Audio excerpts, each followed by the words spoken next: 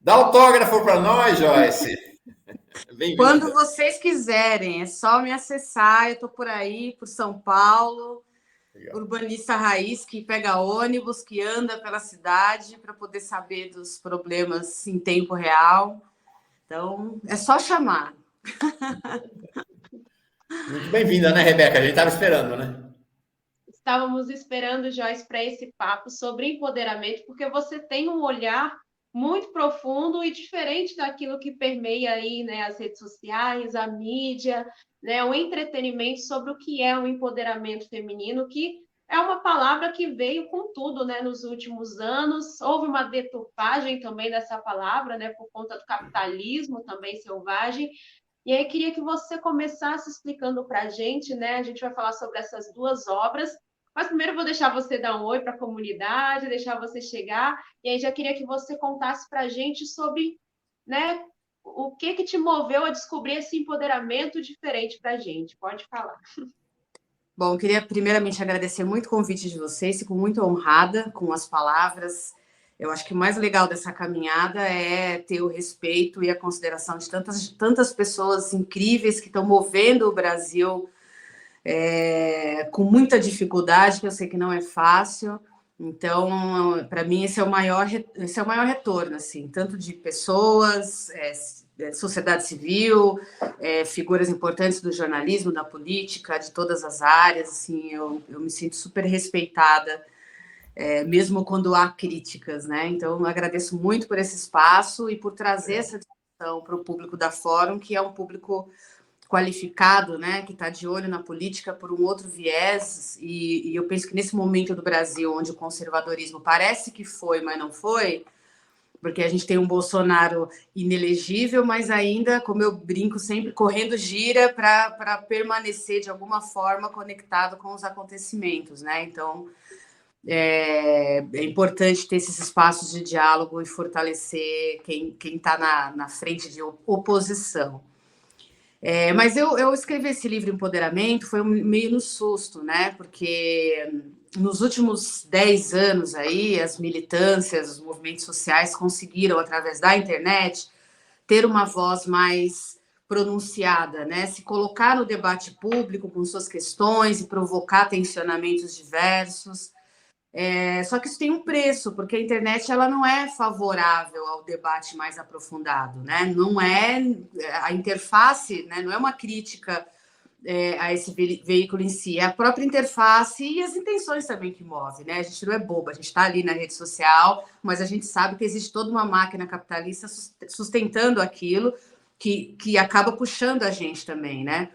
E aí eu lembro quando a Djamila Ribeiro, filósofa, foi organizar uma coleção, já com essa intenção de aprofundar os debates que estavam surgindo, de levar um pouco mais de informação e principalmente de referência para as pessoas, porque é muito importante quem está nos movimentos sociais estudar, saber do que está falando, saber o que é cada conceito, porque esses conceitos eles são instrumentos de luta, eles não são só palavras bonitas que a gente usa para dar um ar intelectual no meio das discussões, né? Empoderamento, interseccionalidade, racismo estrutural, racismo recreativo, enfim, tolerância religiosa, tudo isso se converte em política pública, né? Então, é de extrema importância. Então, eu fui incumbida dessa missão de escrever sobre empoderamento. Eu tinha um incômodo muito grande, porque eu já tinha uma noção diferenciada do que é empoderamento, e aí, a partir do momento que me foi dada essa missão de desenvolver um pouco isso, trazer as referências corretas, aí foi muito legal, porque também para mim foi um aprofundamento daquilo que eu já intuía, né? Porque eu acho que a gente, como pessoa preta, pobre, periférica, que nasce dentro de uma ciranda das opressões, a gente sente as coisas muito fortes, nem sempre a gente consegue verbalizar.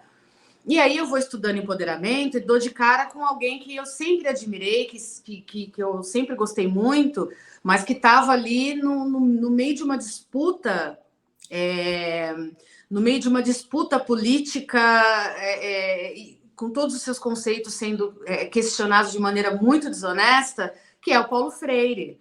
Né? Quando as pessoas falam empoderamento, primeiro que é um erro você falar empoderamento feminino. Isso é reducionista. O empoderamento ele está para as lutas sociais, todas elas. LGBT, luta de classes, de gênero, de raça. Então, ele cabe para todas essas lutas. Para cada uma vai funcionar de maneiras específicas, mas dentro de uma mesma ideia, que é resgatar o poder social daqueles que perderam o poder social ao longo da construção de opressões que foi se desenvolvendo e pautando a sociedade. Então, foi daí que veio um mergulho, né, nos autores e uma surpresa também, porque o Brasil está extremamente atrasado nos debates sobre as questões sociais. É incrível porque nós somos um laboratório das desigualdades, né? Tudo é muito profundo por aqui, e justamente por isso, e infelizmente também por isso, a gente tem um plano de educação aí que vai escamoteando as possibilidades de se desenvolver aquilo que o Paulo Freire tanto queria, que é o senso crítico apurado, né? Então, a gente não consegue avançar nos debates, né? Eu lembro quando o Silvio Almeida assumiu o Ministério dos Direitos Humanos, que ele disse, o óbvio precisa ser dito. Mas aí eu fico também pensando, até quando a gente vai ficar no óbvio? Até quando o óbvio vai precisar ser dito? Porque isso é um sintoma da nossa involução enquanto sociedade pensante. A gente tem que estar sempre dizendo que o racismo existe, né? Desde de 1500 tem que ficar repetindo isso, é óbvio, mas tem que ficar dizendo toda hora. Então, enfim, empoderamento e outras questões estão aí para a gente usar da melhor maneira. Super importante isso que você traz. E aí, quando eu comecei a te ouvir, né, te acompanhar lá nas redes sociais, algumas entrevistas que você traz, você participa também sobre empoderamento, veio de encontro a incômodos que eu também tinha, principalmente nas redes sociais, na internet, que é esse lugar onde as mulheres, principalmente, né, acho que por isso que vem também essa coisa do empoderamento feminino, né, que a gente vê mais as mulheres falando sobre isso, e aí colocam a beleza como empoderamento feminino, a extensão de cílios como um empoderamento feminino, e que na base, na estrutura, de fato, não empodera, né? E aí eu comecei a observar as atitudes individuais, né? Na faculdade, no rolê, né? Nas saídas, eu vejo que existe um discurso coletivo de empoderamento muito grande nas redes sociais, só que quando você analisa essas mulheres individualmente, né? Quando você convive com elas individualmente, você vê que ainda existem muitas inseguranças em diversas áreas, né? Se não em quase todas, que acabam impedindo o avanço, né? Na vida dessas mulheres também. E aí você define o empoderamento como com 4 bases, né? Como eu queria que você falasse um pouco para a gente quais são essas 4 bases, 4 embasamentos que trazem, né, esse empoderamento. Queria que você trouxesse aqui para a nossa audiência. Bom, primeiro que é um grande sua percepção é super correta. O feminismo vai resgatar o empoderamento como instrumento de luta, né? Não o feminismo no Brasil, o feminismo no sul global como um todo. As feministas indianas, por exemplo, que eu trago como referência no livro, estão debatendo empoderamento, estão combatendo as visões da ONU e desses órgãos que trazem, que fomentam esse empoderamento falso, que faz as mulheres acreditarem que algo está caminhando rumo a uma evolução, quando na verdade não está. Eu digo que enquanto houver um feminicídio, enquanto houver uma violência doméstica, não temos mulheres empoderadas, né? Enquanto existir genocídio da população preta, enquanto os LGBTs estiverem sendo perseguidos e mortos, enquanto a classe pobre estiver sendo escamoteada pela hierarquia de sempre, não existe empoderamento. O empoderamento é quase que uma utopia. Nós temos que buscar, mas não quer dizer que a gente está conseguindo. Muito pelo contrário, a gente está cada vez mais distante, mesmo com todo o aparato tecnológico, mesmo com uma série de coisas que a gente tem hoje em dia como vantagem, não estamos ainda alcançando esse status de empoderamento. Primeiro porque o empoderamento também, ele é um instrumento de luta, mas ele vai atuar em 2 frentes. Primeiramente, a gente precisa discutir o que é o poder. É fundamental que a discussão sobre poder aconteça, porque o poder tal qual conhecemos, ele nasceu para oprimir. né? Ele é moldado, ele é esquematizado para que as opressões se perpetuem, se retroalimentem e continuem, né? Então, se a gente não discutir esse poder, se a gente não recolocar o poder numa perspectiva coletiva, né? Então já fica muito difícil a gente falar em empoderamento, porque quando a gente vai falar em empoderamento, né, nesses caminhos que Paulo Freire nos pautou, a gente está falando numa busca por uma emancipação completa dentro da sociedade, né? E é essa percepção que tem que ser trabalhada. Agora, ela vai ser trabalhada em 4 bases diferentes, que são as bases que nos constituem como ser social. Então, ela tem que ser trabalhada na base política, é um pilar do trabalho de empoderamento, o trabalho político, porque a gente tem que saber que a política não sai da nossa vida, mesmo que a gente saia dela, a gente está o tempo inteiro fazendo política, de um jeito ou de outro, a gente está respirando política, comendo política, vestindo política.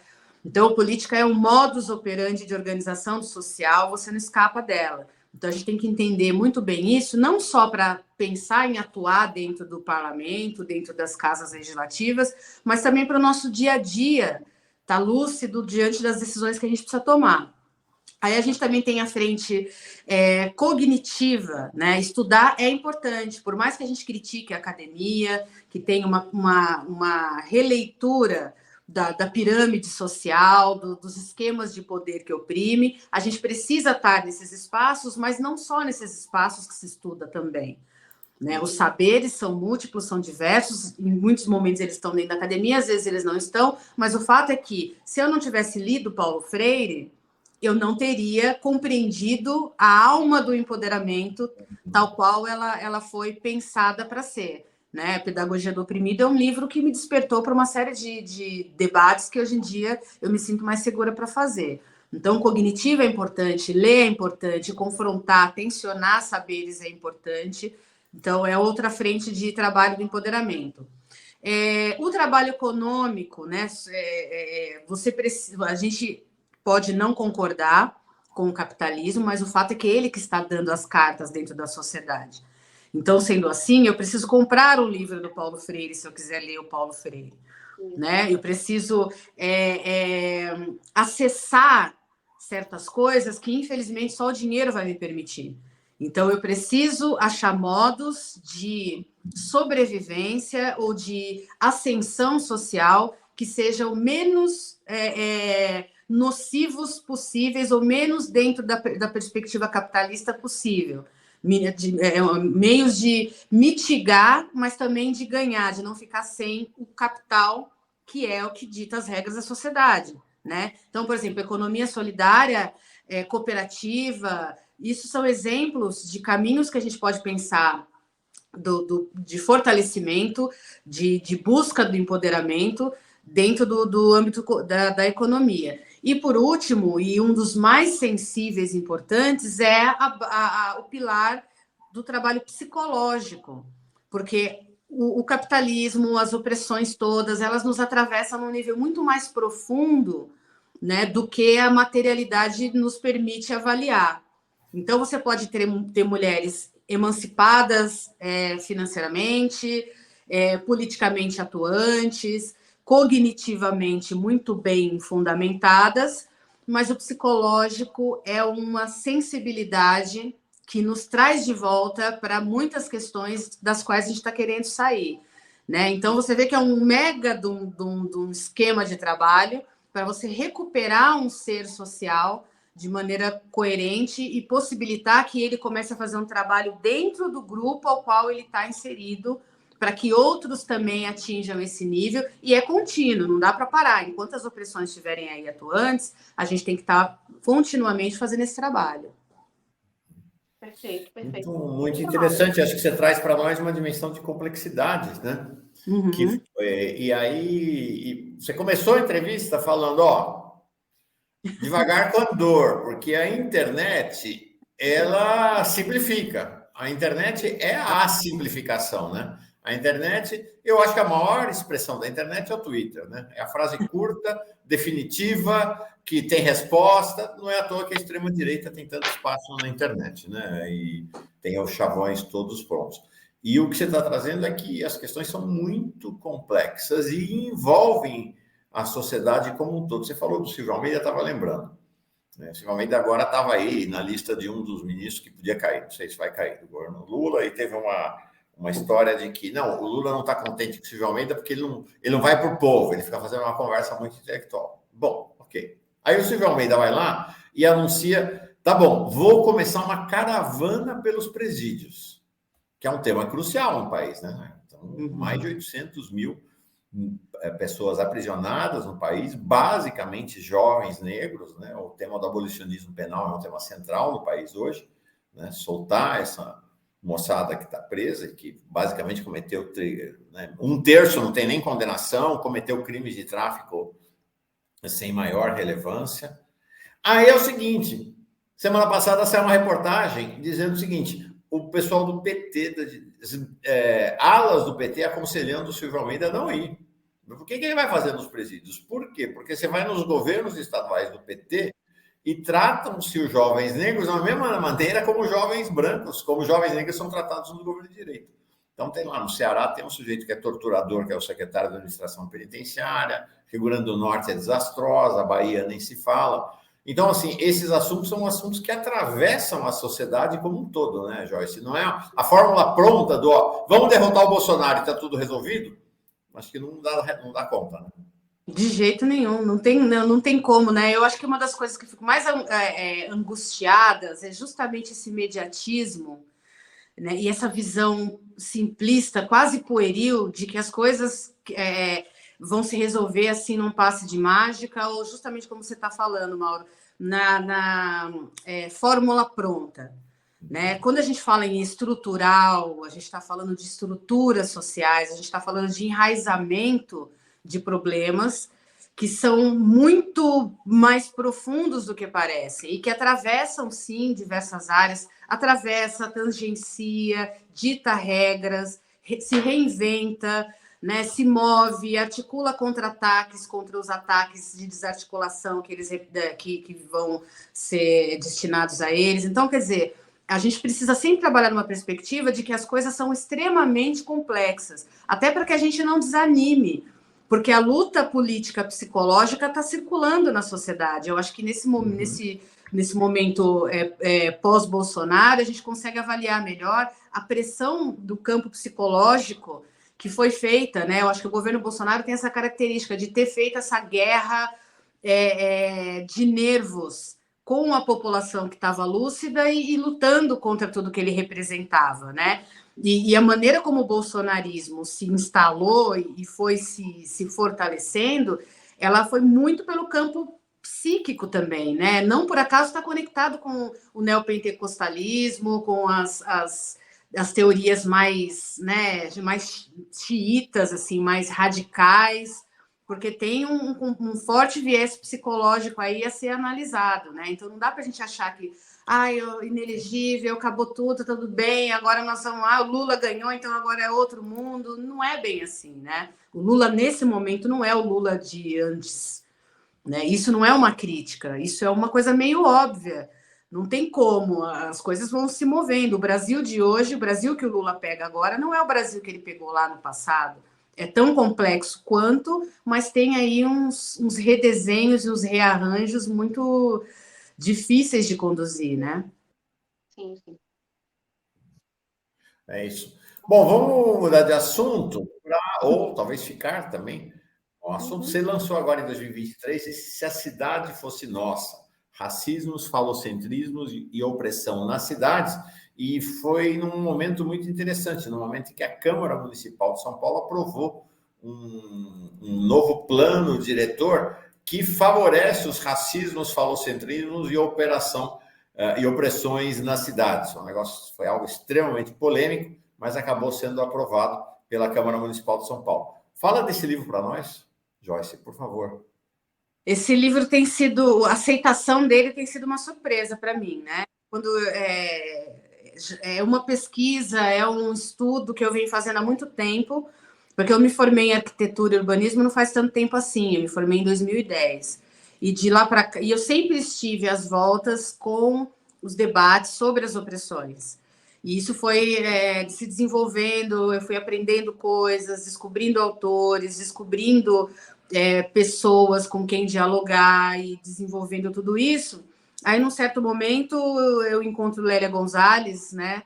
E na sua literatura ali, no conjunto de coisas incríveis que ela nos deixou, tem algum lugar que ela fala que se você não traz a sua militância para a sua área de atuação profissional, você está fazendo alguma coisa errada.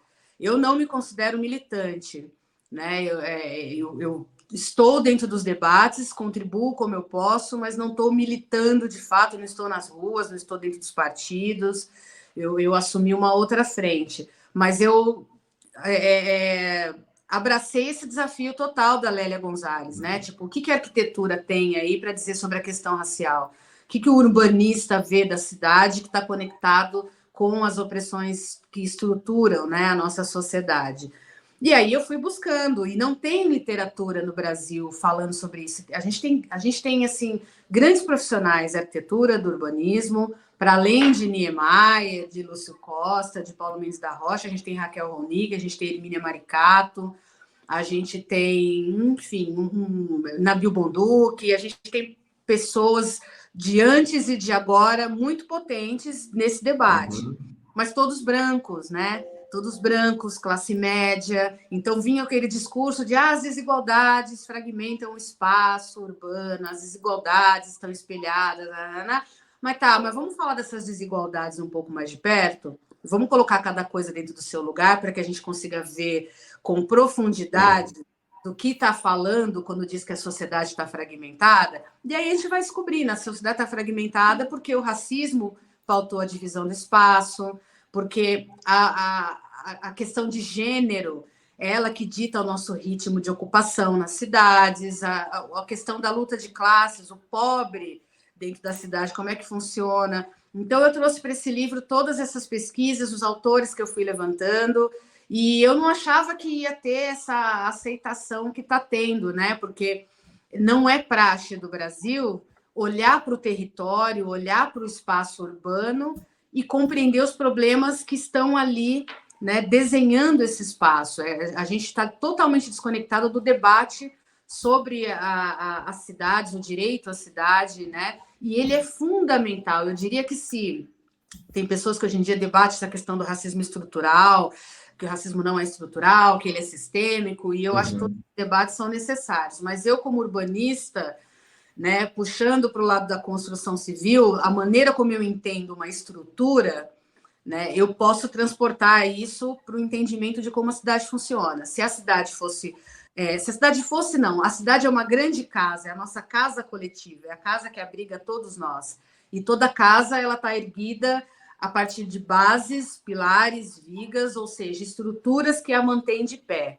Então, o funcionamento da nossa sociedade, as vigas, os pilares, os alicerces, todos eles estão aí caracterizados como as opressões, racismo, machismo, hierarquia de classes. É esse o debate desse livro.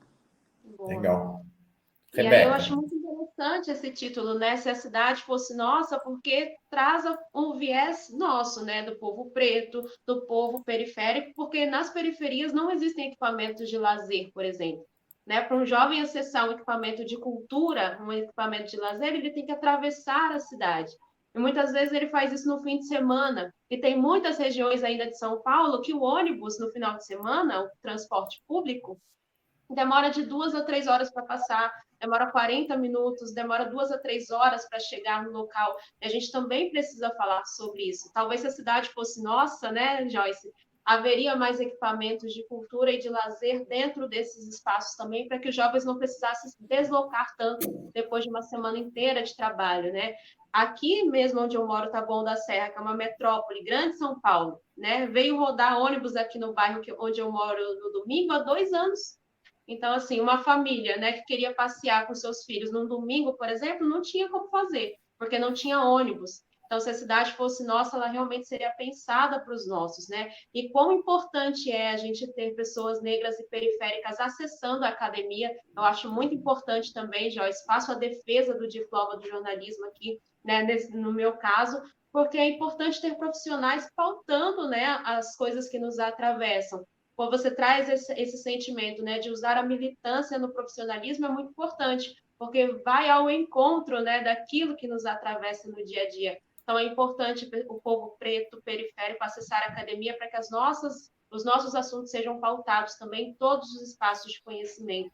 Né? Isso vai reverter, vai voltar para toda a sociedade. Então, muito interessante isso que você traz para a gente, Joyce. Obrigada. Legal. Joyce, queremos te entregar aqui a palavra para você encerrar essa conversa. Já usamos mais do seu tempo até do que o combinado, mas, nossa, estamos muito felizes. O pessoal aqui também comemorando demais tua presença aqui. Espero que seja a primeira de muitas vezes. Te entregamos para você fazer considerações de despedida e deixar uma mensagem para nós aqui. Opa, eu estou vendo aqui uma ouvinte acabou de comentar se todo urbanista entendesse a importância da geografia. E assim, o meu livro todas as minhas reflexões estão fundamentadas a partir do olhar de Milton Santos, né? A Lélia Gonzalez é uma referência como luta, como mulher negra feminista, que me pauta e me pautou muito, mas a gente tem o Milton Santos, que foi uma figura ímpar, que contribuiu demais com debates e que as pessoas leiam, assim como Paulo Freire, né? O Brasil precisa... Aliás, eu já vou deixar esse recado. Brasil, quem estiver ouvindo, leve adiante essa necessidade que a gente tem de aprofundar nos debates, de aprofundar nas leituras que a gente levanta como referência, né? Porque ficar nas frases de efeito não dá. A gente precisa ir além das frases de efeito, porque esses autores, eles são tão pioneiros e tão inovadores que depois desse tempo todo, a gente ainda não alcançou a sofisticação da construção de pensamento deles. Então, é muito importante que a gente se apodere desses conhecimentos que eles nos deixaram, né? Então, eu tenho tentado fazer isso, né? Tem esses autores como referência, mas referência não é onde a gente vai estacionar, é de onde a gente vai partir para fazer outros debates munidos de todo o conhecimento que eles nos deixaram. E assim, não admitam meias verdades na vida de vocês. Vocês podem ir além e devem ir além. E eu queria agradecer muito o espaço, esse diálogo que foi maravilhoso. Logo começando amanhã, de uma segunda-feira, né? Fim de mês, transição aí para agosto, super energia boa de vocês. Eu agradeço muito o convite. A gente estava precisando da sua energia boa também, viu, Joyce? Segunda começou pesada aqui, foi bem legal fazer essa conversa aqui. Que semana que foi aí. Obrigada, viu, gente? Imagina. Agora, Joyce, conta pra gente como adquirir seus livros, onde a gente encontra. Bom, se a cidade fosse nossa, é da editora Paz e Terra, que eu tenho o maior orgulho, né? Porque é a editora que está aí com todos os livros de grandes figuras que eu admiro. Tá nas livrarias, mas também tá naquele sitezinho lá, que, né, a gente tem várias críticas, mas infelizmente ele tem sido o acesso à leitura principal no momento. Fiz lançamento aqui em São Paulo, fiz lançamento na Bahia, em Salvador, no Mulher com a Palavra. Aí, logo, em breve, tem lançamento no Rio de Janeiro, em BH também, e a gente está circulando por aí, trazendo esse debate. Então, é só dar um Google aí que todo mundo vai achar o jeito mais fácil de comprar. E empoderamento, a mesma coisa, editora Jandaíra, né? Também está por aí. Leiam, se apoderem do tema, debatam muito, façam críticas, complementem, porque nenhuma obra é para esgotar o debate, muito pelo contrário. Os meus escritos é para abrir o debate, não para fechar em si, né? Legal. Então, isso aí. Legal. Terminamos com a Carla Freitas, dizendo assim: levarei Joyce como referência. Opa, deixa eu tentar mais uma vez, está dando um problema aqui. Levarei Joyce como referência para minha sala de aula de arquitetura e paisagismo. Então tá aí. Legal, Joyce. Valeu. Obrigada, Carla, e todo mundo que Beijão, boa semana para ti. Valeu.